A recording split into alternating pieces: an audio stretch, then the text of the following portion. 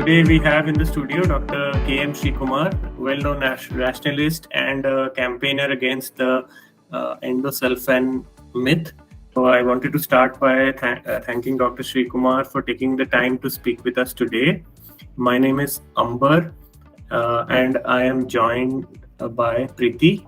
I represent Bangalore Atheists, and Preeti represents the Essence group. Bangalore Atheists is a meetup group connecting atheists and freethinkers across Bangalore through meetups.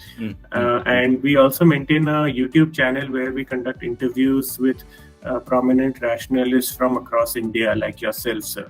Preeti, if you would like to introduce yourself. My name is Preeti and I'm part of Bangalore Essence, which is again part of Essence Global. We conduct various programs and events, and we also conduct events in Bangalore as well. Our main objective is to debunk many of the non-scientific claims and also promote rational thinking. So, for those of us who don't know Dr. K.M. Sreekumar, could you please introduce yourself and your work? Yes. First of all, thank you very much for giving me this opportunity to interact with you. I am basically an agricultural graduate. Graduated from Kerala Agricultural University way back in 1986. PG from again KAU only in 1989, and worked as agricultural officer for 5 years. And in the meantime, I have taken my PhD from Indian Agriculture Research Institute, New Delhi, and I joined a private company, Biotech International Limited, New Delhi, and had a training on nuclear polyhedrosis virus production in Russia. And then in 1998, I joined Kerala Agriculture University. So working with the Kerala Agriculture University for the last this much of years. In the very beginning itself, I was a member of Kerala Shastra Sahitya Parishad, a popular science movement in Kerala. And also later on, I was a organic fanatic, I would say. I read a lot of books on organic farming and such thinking, and contacted with many such people, read about One Straw Revolution written by Masanobu Fukuoka in 1984. And when I became agricultural officer, my notion about organic farming went into air because it cannot support farmers. We don't have answers to many of the problems faced by the farmers. We don't have answers. But in science, we have answers. So naturally, I learned from my life that organic farming can be a fashion show to a great extent. And the true farming is good agriculture practice with all scientific basis. So that what I have learned from my life, and I have proceeded further. And then only I came to the topic of endosulfan issue. Then that issue started in a very low manner from some of the villages in Kasargod in 1998. And then it grew and spread all over the world. And it has become a synonym for pesticide induced health effects all over the world. This has become to an extent like that. And Pesticide Action Network and many other organizations, they have started campaigning on it. And later on, at the beginning, I was also very skeptical about it. And then I collected data and analyzed, and now it is come to the conclusion that there are no higher health effects in Kasargod, and whatever is found is only just which is present everywhere. But in Kasargod, people will come and show that to you, whereas this is present in all the places. And in Karnataka also, this situation, because I think in Karnataka also, in North Karnataka, a group of people are now claimed to be the affected by endosulfan spraying in Karnataka, and they are getting some solarium, I think, in Karnataka also. So this is in short about my life, and attached to or cooperated with the Essence Global from its very beginning, and now also continuing, and learning a lot from interaction with people. Many of us know you as a activist against the endosulfan myth. So, could you tell us in brief about the latest developments on this matter? As I already told, the endosulfan myth that aerial spraying of endosulfan caused a lot of mental and physical disabilities in this part of Kasargod started in 1998 in a small manner.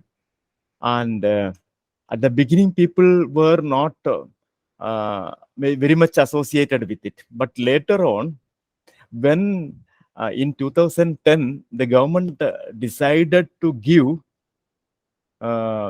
solatium to people, some sort of money to people, then everybody wanted to be in the list of patients suspected to be endosulfan. So till then, those who are having some ailments, Department of Health, they were distributing medicines, tablets and all. At that time, there were no claimants. But when the government has decided to give money, everybody wanted to be in the victims list. So that it all started with that.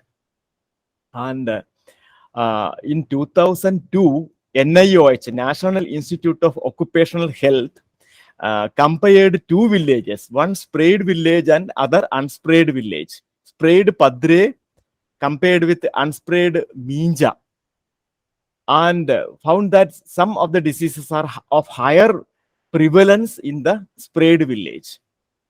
And Medical College Kozhikode, Calicut Medical College also conducted a study in 2010 comparing Banam and Bovikanam.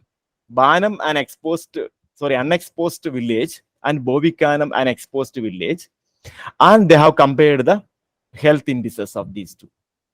So, just by comparing two villages about its health indices is not sufficient to make any association claim that endosulfan has caused such a thing, because we should prove that in all other ways and means these two villages are comparable in its health terms, because the health of people, the social determinants of health are lot many. See, the income level of the people, the educational level, caste, creed, and whether they have access to medical facilities, whether they have access to public medicine facilities, and what they take. And likewise, a lot of things are determining the health of people. So there are no two villages which are comparable. Actually, no two villages are comparable. So actually, in statistics, we always say you have to take some 5 or 6 sprayed villages and 5 or 6 non-sprayed villages, and take study and make the averages and then compare. That should be the scientific basis. But that is not done, one thing. And then nowhere in the world, just by spraying a pesticide, and that too at a concentration which is sufficient to kill mosquitoes, tea mosquito as well as human mosquitoes, just to kill these mosquitoes cannot cause any sort of ailments in human beings and other higher animals. It is insufficient. The reason is that any poison is always body weight related. The body weight of a mosquito will be 6 milligrams. That of a human being is 60 kilograms. So there is a 10 lakh times difference. That is sufficient to ensure that mosquitoes will be killed and we will not have any problems. That is why millions and millions of people all over the world are spraying insecticides, not only in Kasargod, not only in Karnataka. Millions and millions are spraying pesticides in millions of liters, in millions of hectares of area. There are no issues from anywhere except Kasargod and Karnataka. When the people in Kasargod started negotiations, blackmailing people, emotional blackmailing of the people and the ministers, and then the people of Karnataka have taken a cue from it, and they also started. And naturally, all the politicians will play for the gallery, and they will be ready to give solution to people. So that is what happened later on. In 2015, I have got a clear data. The data is that disability census Kerala 2015. Disability census in Karnataka also they must have conducted this, that is disability census Karnataka, because under the central government's direction only this was done. And I have gone to the Directorate of Social Justice and Health Department and got the raw data. Then I have compared in a very statistically clear manner. That is, I have taken 10 sprayed villages are there. 10 Grama Panchayats are near the cashew estates. And out of this, there are few wards in the villages which are near the estate. And many wards are away from the cashew estate. So I have taken all the sprayed or exposed wards and unexposed wards of the same Grama Panchayat. Means same people are living. One is living near to cashew estate, the other group is living away from the cashew estate. So that way I have compared, and then I have used Z test, which is comparing the population features.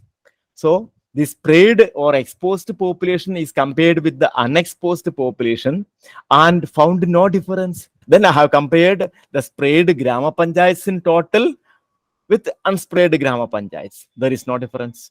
And sprayed Kasargod with unsprayed Kerala or general Kerala, there is no difference. And sprayed Kasargod with unsprayed Kannur or Kozhikode or any district you take, there is no difference.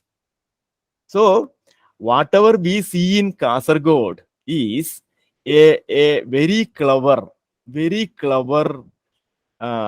distortion of facts. That is, there are people everywhere, people with such disabilities, like the head is coming bigger and bigger, no, hydrocephalus.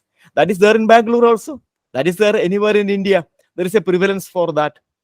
Hydrocephalus, Down syndrome, cerebral palsy, and many such physical and mental disabilities are present everywhere in the world, everywhere in the country also.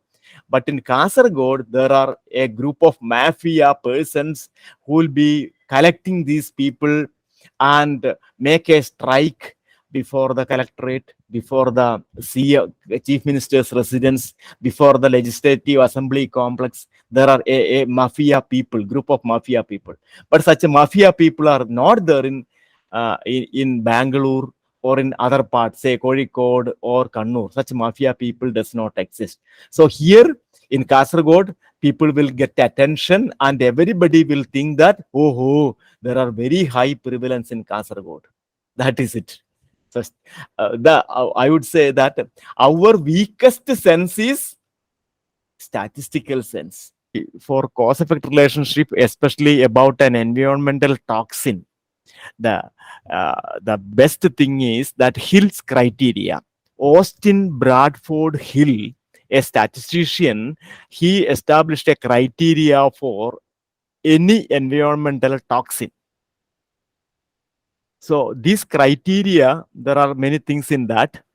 So this criteria is to be established by clear studies. Then only anything can be told as an environmental toxin. So that criteria is still valid. That has to be applied in the case of endosulfan issue or some other issue. Hill's criteria, it is called. But that is not being done. That is not done by NIOH, that is not done by Calicut Medical College or the first Achyutan Commission which examined into this. They didn't do this. So it's a very complex thing. Otherwise, we know only association. A sprayed area, there is a higher prevalence if you say it's an association only. Association can be different types of associations, no? But for proof, you have to prove Hill's criteria. As a follow-up, I have one question. What people in Kerala, especially from Kasargod, they have raised is that there was a lack of audit in terms of quantity, how much it was sprayed in those areas. And maybe in other areas that we are seeing across the world, where like Australia and all, endosulfan has been used for years together. But then in Kerala, it was sprayed in a quantity that was not prescribed as per the company. It was way more than what was required, and the auditing was rigged. Is it even close to reality? Preeti, that is a very good question. Many people think like that because when in their mind people are spraying endosulfan and many other insecticides and nothing happens. So naturally in Kasargod, they must have sprayed a higher quantity or higher dose that people suspected. But you should know that in Kasargod, it is 4,696 acres of the plantation, and this total area is clearly measured, and the time for spraying, the helicopter time for spraying, one sortie helicopter taking 6,000 liters of spray fluid, and that will be spraying around this much of area. So how many sorties are required? So how much of rent will come? How many hours will come for spraying?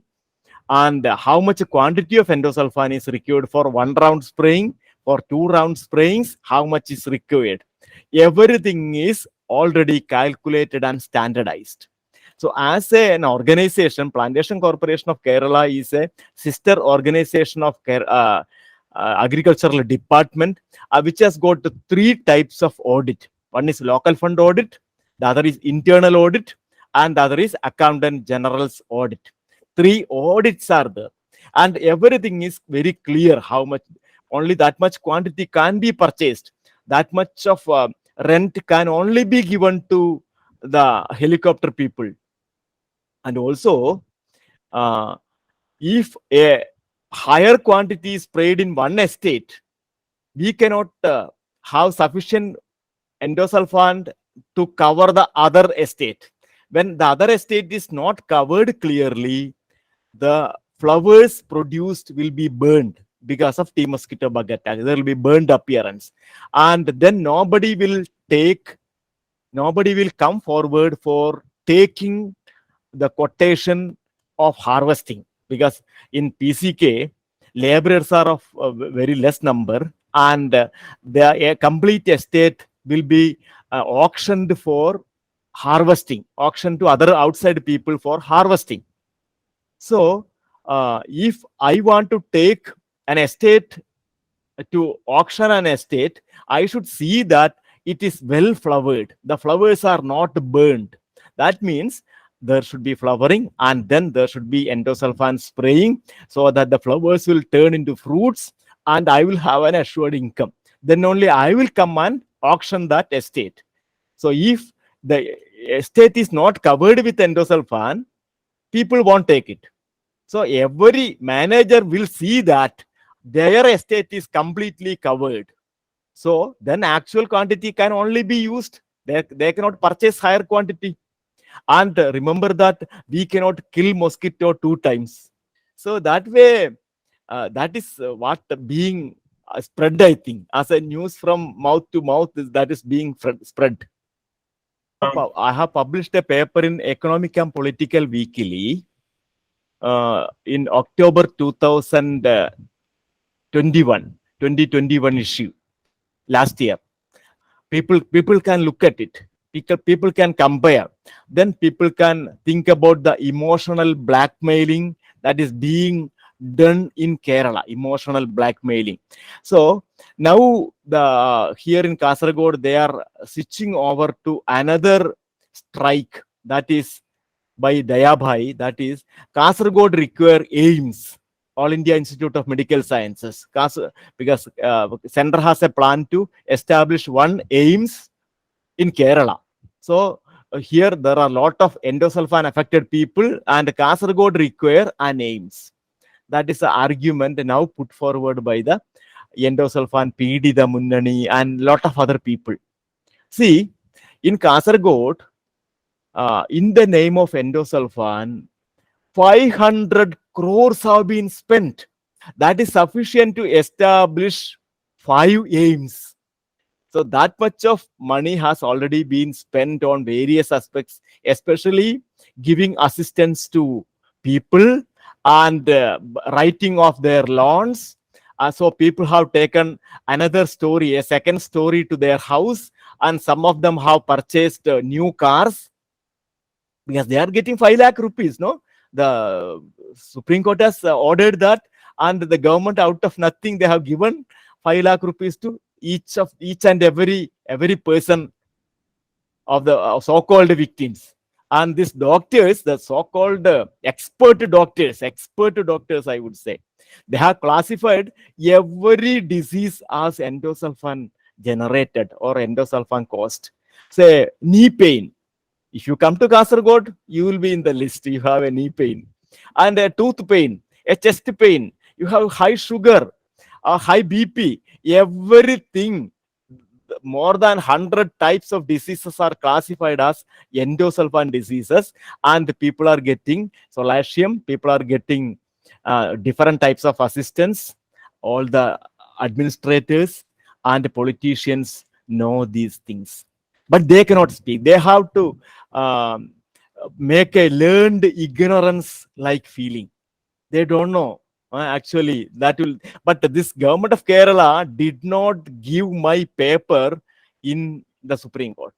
They did not give the Disability Census Kerala document. They did not give in the Supreme Court because the case is led by DYFI, Democratic Youth Federation of India, which is the youth wing of CPIM, and the government is CPM-led government. So how can they file a document which will clearly show that there are ill effects everywhere?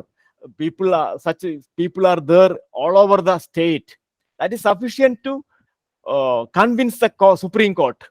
But they didn't file these two papers in the Supreme Court. So this is playing for the gallery, and the state government is losing crores and crores of rupees, which is pumped into Kasargod alone. And there are people, see, as per Disability Census Kerala document, there are 66,000 people in Kerala, 66,000 people in Kerala who are bedridden due to various diseases, bedridden. They are getting only very small amount. Whereas these people in Kasargod who have a crack in the heel of the leg, just they will get 5 lakh rupees, and a bedridden person will get maybe 2,000 rupees. So that is it. But nobody is questioning this. Nobody is questioning this. Only the few people are questioning, are few rational people, and few scientists are only. Even my own colleagues are not standing with me because they have to be politically correct. Scientifically correct is insufficient. You have to be politically correct also. So that is a world we are living. You were explaining the 500 crore that was spent on Kasargod alone, and how much that is resources getting allocated for the wrong reasons. But then, other than that, the economic situation of people working in Kasargod, the money that used to come in from the plantation corporation, what happened to that? Yes. Could you please elaborate on that? One main thing is that the issue of cashew production. the issue of cashew production has come down a great. I had the statistics of it. I don't have it immediately with me, but and the plantation corporation, their hands are tied. They cannot spray any pesticide now. The government has banned aerial endosulfan, and nowadays no spraying is permitted. And so cultivation has become very, very difficult. They want to go for elite cashew grafts, and when grafts of cashew are planted, there will be pest attack, and they cannot spray anything. So establishing a plantation is difficult, and the remuneration from the plantation was greatly affected because of this. And they have, some of the estates have been moved over to rubber estates. They have cut all the cashew and changed to rubber. So, and plantation corporation was ready to go for a high level of diversification. They had around 76 crores of rupees as net profit before this issue came up. And the whole 76 crores, they were forced to give it to government of India, Kerala, for giving solatium to people. So they lost all the diversification prospects. Now this plantation corporation is an organization which is just surviving. That's all. The other thing, the sociological issue is far more severe than this. Everybody see Kasargod as an area which is affected with a lot of genetic diseases and disorders, and it is very difficult to get good marriage alliances for people, for boys and girls. Very difficult. And people are when they get transferred from Trivandrum or Kollam or other districts to Kasargod, they'll be very reluctant to come over to Kasargod, thinking that they will also have such a type of diseases, because they are seeing such persons every day in the TV as well as in newspapers. So everybody is thinking that it's such a disease is there and it is very severe. So the social ostracization is very severe in Kasargod. That is the issue. I know many cases where marriage was fixed, and later on the boys party or the girls party will find that this person is hailing from, the bride or groom is hailing from an endosulfan affected area, and they have cancelled the marriage. Even after printing the invitation card, it was cancelled. There were many such incidents I know well. Environmentalists and others make a high voltage campaign that endosulfan will not be degraded even after a lapse of 100 years. It will be there in the environment and it will go on in affecting people. See, the researchers of Calicut Medical College, they have prepared two types of reports. One is a 15-page report that was given to press, that was given to the central government, prime minister, and that was filed by the DYFI in the Supreme Court, a 15-page report. And that shows that there are higher health issues in the sprayed area compared to non-sprayed area. Then I have gone to the Calicut Medical College principal and filed an RTI requesting the full report. Then I got a 55-page report. See, for the same matter, for the same inquiry, two reports are published. One is a 15-page report, the other is a 55-page report. And in the 15-page report, only selected tables and figures are kept. In the 55-page report, there are many tables and figures which show that there are no higher incidence of diseases in the sprayed area.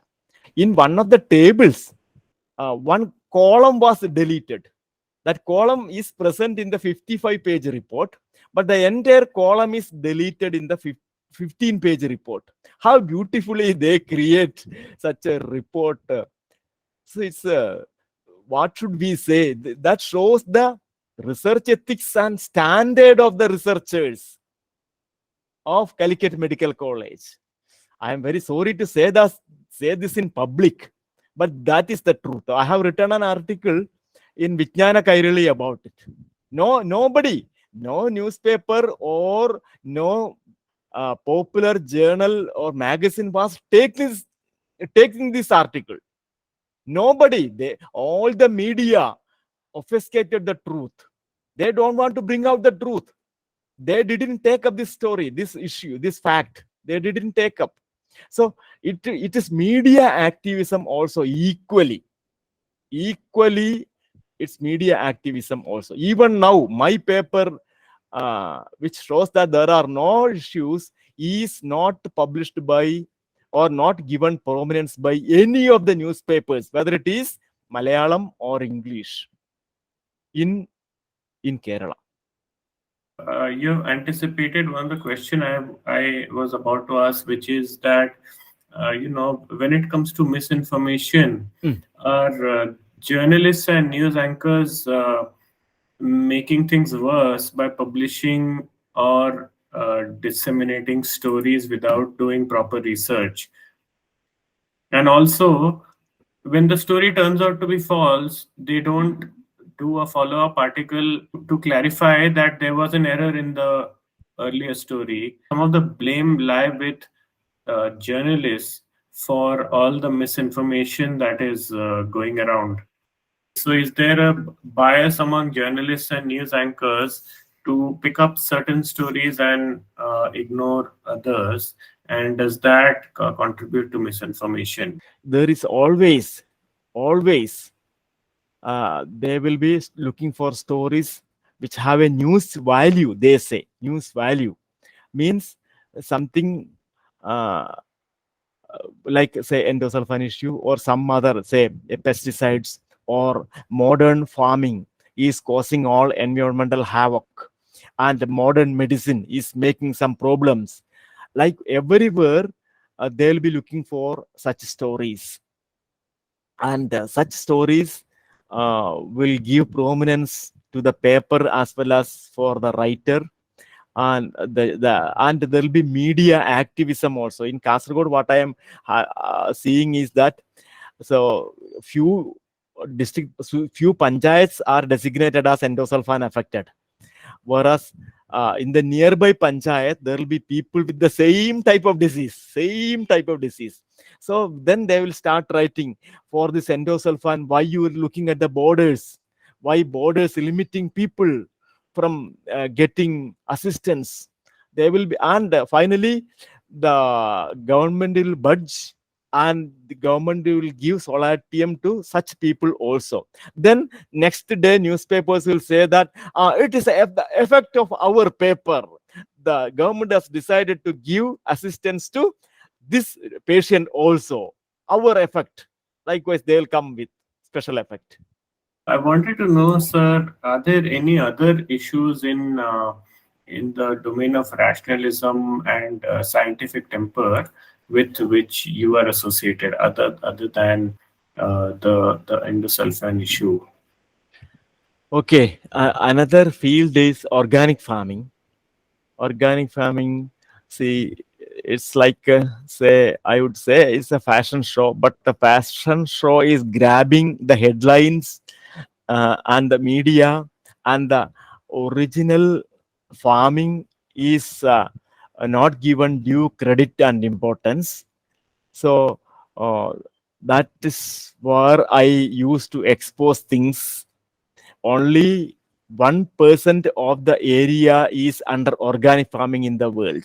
Only 1% of the total area is under organic farming, and the production is around again 1%, and the export share is 1.4%.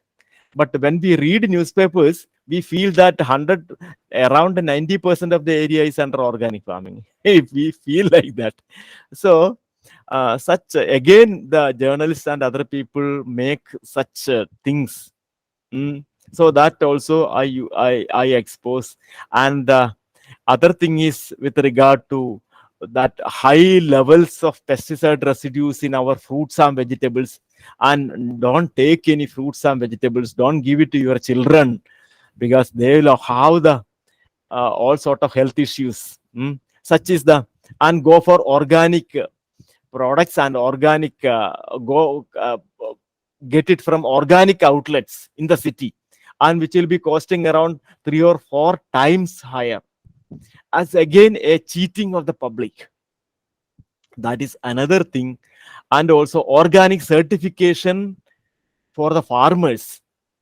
Organic certification, for organic certification, the farmers have to pay a very high price, fees they have to pay, and the certification people will go, and the farmer will be there alone, and his production will be affected, because by organic farming there will be production, there will be loss of production, reduction in production, and finally he will get a lesser income.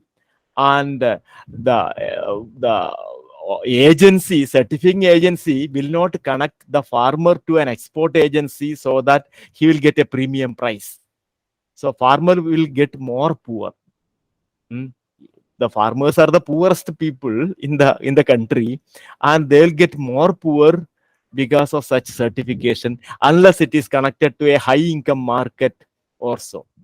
So there are many areas where cheating, where misrepresentation of facts are done.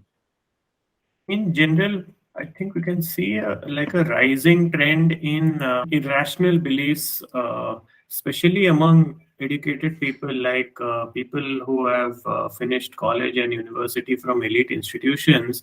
So, what happened? Like, how how did how did this state of affairs arise? Is there a problem in our primary education system, so that by the time people reach the age of 30, they forget everything which they learned in school? What how did we end up here? Basically, the problem with our education, especially science education, because we will uh, study deeply about the contributions of scientists, and we may know their names, relatives, wife, husband, everybody, but the methodology that is very important is not taught properly, or it's completely forgotten, ignored. See, methodology is the most important thing. If you are using the correct methodology, you will reach correct conclusion, but the methodology is not at all taught in many cases. So the primary students or secondary students or even college students, they don't know what is a scientific methodology, and the qualities of a rational person, like skepticism, then reasoned thinking, evidence-based thinking. Don't believe in things unless there is proper evidence. All these things are not taught. I used to go to students to take classes about agriculture. Then I used to ask them, okay, fine students, in Kerala, the first census was done in 1910. First census was conducted by the British people in Travancore district, in Travancore only, not in entire Kerala. So what was the longevity of people during that period? I used to ask to school students, to farmers, to administrators, to politicians, etc. They will say, okay, oh, 100 years before, such a nice period, then it must be around 100, maybe 120. Some used to say 150. And many of the people are very sure that it will be above 80 or 90. Nowadays, people are dying very early. At that time, the census says that it is 26 years, and people won't believe. So our brain has a lot of limitations. Our brain will feel that everything old is gold. Immediately, brain have a feeling like that. So in those days, there is no beef, there is no parota, there is no environmental pollution, there is no junk food. So people live longer. So they don't know the qualities of the present day life. We get the vegetables, fruits, milk, egg, all sort of grains throughout the year in sufficient quantities. But what was the situation 100 years before? There was no proteinaceous food. There was not even food. So kwashiorkor, marasmus was there, and the people lived only for 25 to 26 years. They won't believe. So that is a limitation of our brain. I'm not blaming people. That's a limitation of our brain. Another limitation is that we'll be carried away by pictures. If you look at pictures, you'll remember it for years together. Whereas if you uh, and you will immediately go into pattern recognition and you jump into conclusions by seeing pictures and by making imprints in our brain. Our brain is a pattern seeking organization, and brain will immediately go for patterns, and the brain will take into conclusions. That is required at that time. But we will never look into data. We will never depend on data for making conclusions, for making inferences. We will never look into data. That is again the limitation of our brain. These limitations are to be overcome by science teaching. See, I take a glass of water and I feel that it is very pure and very clear.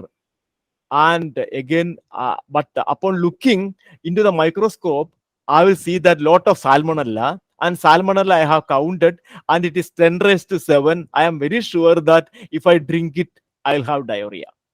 But and that is what the your eyes are cheating you. You will have correct vision if you are using science. Up in before your eyes, the earth is flat.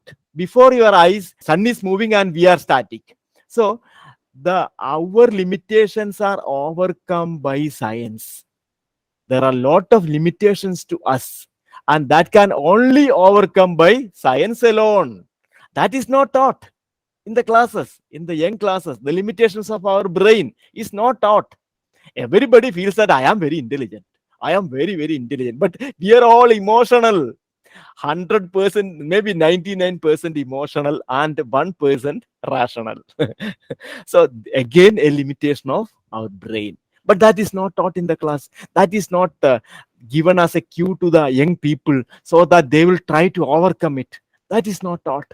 So these are the basic things which should be taught in the class. Scientific methodology, and why scientific methodology, where we may err, and how we have to correct. All these things are not in the classes, and that is why. And again, even big scientists, director of VSSC, they'll go to Tirupati and they submit a model of the satellite they are going to let out the next day. But that is for a peace of mind, maybe for a peace of mind, but he should not do it in public, and he should not submit a model of the satellite. He can have a personal thing, it's a personal matter, but shouldn't be institutionalized. But we are not bothered about it. We are not bothered. Even if you are in a higher position, we are not bothered about it. And what lesson that is given to our young children, young generation, young citizens, we are not bothered. You are a scientist, agriculture scientist, as well as a professor to the younger generation as well. And you get those children at the prime age when you can actually ingrain the rational thinking. So, do you do some kind of practice other than teaching the agricultural science? To equip them to be more rational going forward in their life. See, before starting the actual syllabus, I used to take 5 to 6 classes to each and every batch when they come. In the first semester, they don't have entomology classes, but I will grab some 6 or 7 classes in each year and ask them questions, ask them about, discuss with them about evolution, and Also, I compare about religion and science. It's a beautiful comparison where later on, when they go out after 4 years, after the sent off, they used to come to me and say that that comparison which you did in our first class, that was classic. That opened our eyes. Many students told me like that because I will compare religion and science. In religion, no new generation of knowledge. In science, every second, new knowledge is generated. Every month, new journals are published. Every year, new books are published. The volume of research, the volume of information is tremendous. Whereas in religion, they are going on telling the old. And in science, we go for the latest. What I have studied in 1975 in my fifth class, nobody will teach you. Whereas in religion, the old is the gold, or in Ayurveda, the old is the gold. In religion, there is no questioning. In science, there is questioning in every inch, inbuilt questioning. And in religion, there is no third party verification. The prophet say and the believers will immediately believe.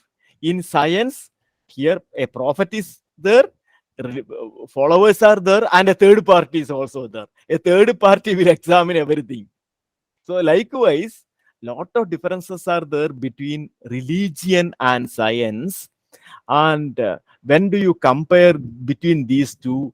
The lighthouse for the future, the lighthouse for the future is science, not religion. Religion at best you can have it on in as a personal thing in your brain, not outside. God is there inside a believer's brain only, not anywhere outside. It is in the brain of a believer only. So there is no evidence for soul, there is no evidence for God, no evidence for hell and heaven, no evidence for all these things. When I say like this, they'll be totally confused and they will discuss with their parents.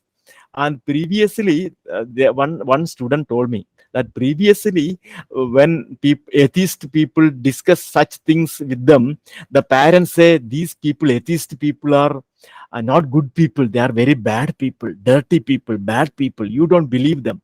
But when you come to college, here is a professor, an old person, a professor is telling these things, and they discuss with their parents, and they cannot say that your professor is a bad person. No, say they will say, okay, you hear them, but don't take them. Likewise, but the student get confused. But when upon interaction further, they will come to many of them come to this, and after the final sent off, they used to come to me and discuss such things. So I am a bit happy that I could give the light of knowledge to some people, at least to some people. Still people, my students used to call me and discuss these things. Some of them used to call me. What is your message for rationalists in India who would like to do more? Rationalists are doing a lot. They are all dedicated people doing a lot. But rationalism should be spread to more areas, not just criticizing religion alone, but it should go into the fields of unscientific medicine, unscientific agriculture, and even Vastu, and all the fields we should examine, and we should go on telling people that these things are unscientific, and the best group is teachers, but it's very difficult to get them. The best group is teachers. We in the college had a meeting of the teachers for some other purpose. I got 150 teachers with me, so I discussed with them. So my previous speaker told them that nowadays there are a lot of toxic materials in the soil because we are cutting a plant called cheral, which is a plant which is if you cut you will get burns, rashes and burns, a toxic plant. So such plants are now cut and people are planting coconut and rubber. So such plants are being removed from our soil. So our soil is having more and more poisons. And all the teachers believed it. Then I spoke to them. Teachers, if you are feeling that argument as correct one, by growing sugar cane, is the sugar cane absorbing the sugar from the soil and accumulating in it? Do you feel so? Or the you are cultivating, say, cucurbits like bitter gourd. The bitter gourd is accumulating poison, bitter poison from the soil and accumulating in its fruit. It is the plant gene that is producing the toxin, not it is absorbing from the soil. There are such plants which we take for phytoremediation, but many plants are it is a genetic capacity of the plant that is producing the poison. So, and there are people harbor a feeling that this uh, plants which are grown near the temples, no, ananta paraya, almaram, big tree. People, People, banyan tree. banyan tree is giving out large quantity of oxygen. Rubbish, because banyan tree cannot give out. When it is respiring, that will be giving out carbon dioxide. When it is photosynthesizing, it will be giving out oxygen only, and not at a higher quantity like any other plant. There are C4 plants and C3 plants. So such plants will have a difference That in is their. like the story about cow being the only mammal, only animal which breathes out oxygen. Yeah. Breathe out oxygen. Yeah. Such things. So we should go to teachers, go to young people, and tell them. We should tell them about the methodology rather than the facts and figures. Try to tell them about the methodology. Try to tell them about the limitations of our brain. That is very important. How much limited is our brain? How much limited is our senses? We can see only a nanometer between visual spectrum, no? From ultraviolet to infrared, a small range only we can see. The other things are shown by telescopes and radio telescopes only. So we are limited by our scenes, and we are limited by our all the senses. We are very much limited. So only science can help us in seeing what is actual. So the limitations of our brain and our senses should be taught, so that people will think, okay, and tell them that you're all emotional. We are all emotional, not you, but we are all emotional, and we have to be rational and intelligent rather than emotional. It is very difficult. It is very, very difficult. Each and every time we tend to become emotional and irrational. So we have to be going on correcting. And there are a lot of things in our brain which are untested, preconceived notions, like the age, the longevity of the people 100 years ago. Many things are there. Untested, preconceived notions are to be tested in the light of science and get corrected. That I am correcting it. Still, I am correcting it. So a correction is a continuous process. Like refinement, we are all correcting and going forward. So all these require the knowledge about the limitations of our brain. What Yuval Noah Harari's book said in one of the chapters, is said that only after 16th century we started admitting that we don't know many things. Till then we believed that everything is there in the religious text. In Bible, everything is there. In Quran, everything is there. But after that only we started submitting that we know only very little, very little. But by now we know a bit more, and that much of knowledge is giving us this much of power. Very little knowledge is giving us this much of power, and many things are to be explored, identified. So all this require the light of science only. So light of science should guide the society, not the light of or the darkness of the religion. The light of free thought, light of science should guide our society. Maybe I think that is the message which I wish to convey.